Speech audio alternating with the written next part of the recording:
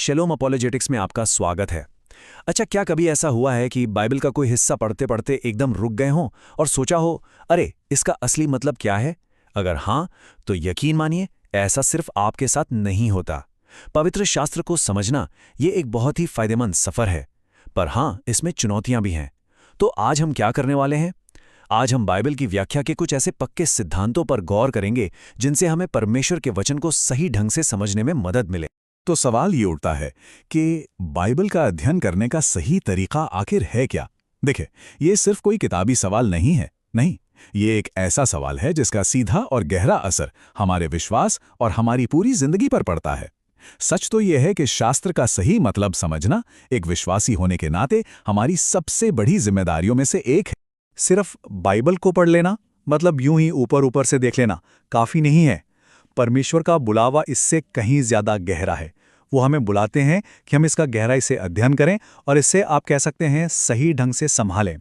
प्रेरित पौलुस ने तीमुथियुस को यही तो लिखा था कि हमें कोशिश करनी है कि हम सत्य के वचन को सही रीति से काम में लाने वाले बने। और ये कोई छोटी मोटी बात नहीं, ये एक बहुत ही गंभीर बुलावा है। ठीक है, तो इस जिम्मेदारी को गंभीरता से लेने का मतलब क्या है? इसका सीधा सा मतलब है कि हम ये समझें कि वचन की व्याख्या करना यानी उसका सही मतलब निकालना एक चुनौती है। देखिए, शास्त्रों का अध्ययन करना मेहनत का काम है, इसमें वक्त लगता है, और अगर हम सिर्फ सतही तौर पर पढ़कर आगे बढ़ जाएंगे तो बहुत बड़ी बड़ी गलतियां हो सकती हैं। ये बात इस एक लाइन में बहुत अच्छे से समझाई गई है। शास्त्र पर सरसरी या संक्षिप्त नजर डालने से कभी कभी बहुत गलत निष्कर्ष निकल सकते हैं। इसका मतलब क्या हुआ?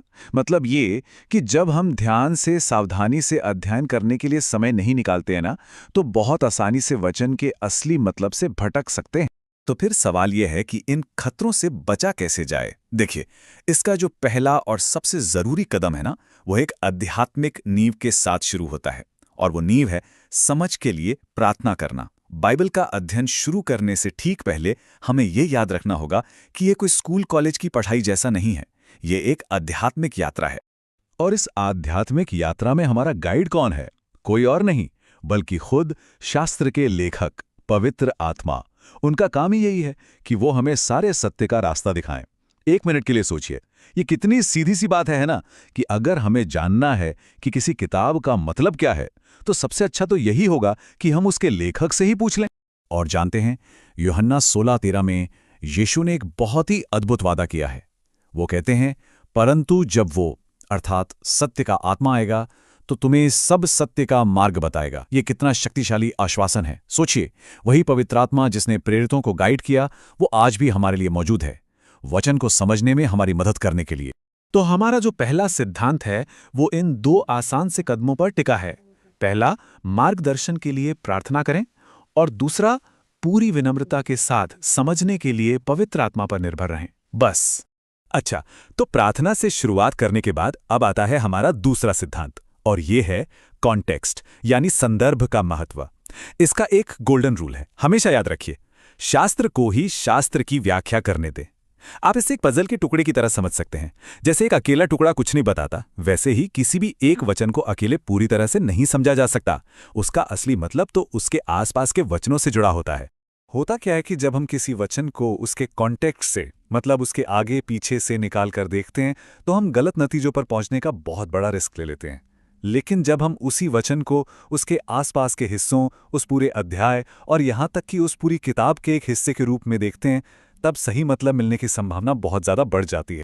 अब इस संदर्भ को समझने के लिए हमें थोड़ा जासूस बनना पड़ेगा। हमें कुछ सवाल पूछने होंगे, जैसे कि ये किताब किसने लिखी? अच्छा, ये किसके लिए लिखी गई थी? मतलब इसके ओरिजिनल ऑडियंस कौन थे? ये कब लिखी गई थी? और शायद सबसे जरूरी सवाल, इसे लिखा ही क्यों गया था? इन सवालों के जवाब आप समझिए उस वचन के सही मतलब को खोलने वाली चाबी की तरह है। और हाँ, कॉन्टेक्स्ट की इज्जत करने का एक बहुत जरूरी हिस्सा ये भी है कि हम टेक्स्ट को खुद बोलने का मौका दें। कई बार ये बहुत आसान होता है कि हम अपनी राय या अपनी इच्छाओं को वचन पर थोप दें, लेकिन हमारा काम ये नहीं है। हमारा काम है विनम्रता से सुनना और वचन को वो कहने देना जो वो असल में कह रहा है। और आखिर में हमारा तीसरा सिद्धांत, ये हमें याद दिलाता है समुदाय यानी कम्युनिटी की भूमिका के बारे में। देखिए, बाइबल का अध्ययन सिर्फ एक पर्सनल काम नहीं है। नहीं, ये एक कम्युनिटी की यात्रा है, एक साथ मिलकर करने वाला सफर है। हम इसमें अकेले नहीं हैं। ये सोचना कि अरे हमें तो अपने दम पर ही सब कुछ समझना होगा, ये थोड़ा घमंड वाली बात हो जाती है। जरा सोचिए, इतिहास में अनगिनत विश्वासियों ने और आज भी हमारे आसपास के लोगों ने परमेश्वर के वचन का अध्ययन करने में अपनी पूरी पूरी जिंदगी लगा दी है। हम उनके ज्ञान और उनकी कड़ी मेहनत से बहुत कुछ सीख सकते हैं। इफिसियों का चौथा अध्याय हमें यही तो याद दिलाता है कि मसीह ने अपनी कलीसिया को कई तोहफे दिए हैं और उन्हीं में से एक हैं वो लोग जिन्हें सिखाने का आत्मिक वरदान मिला है।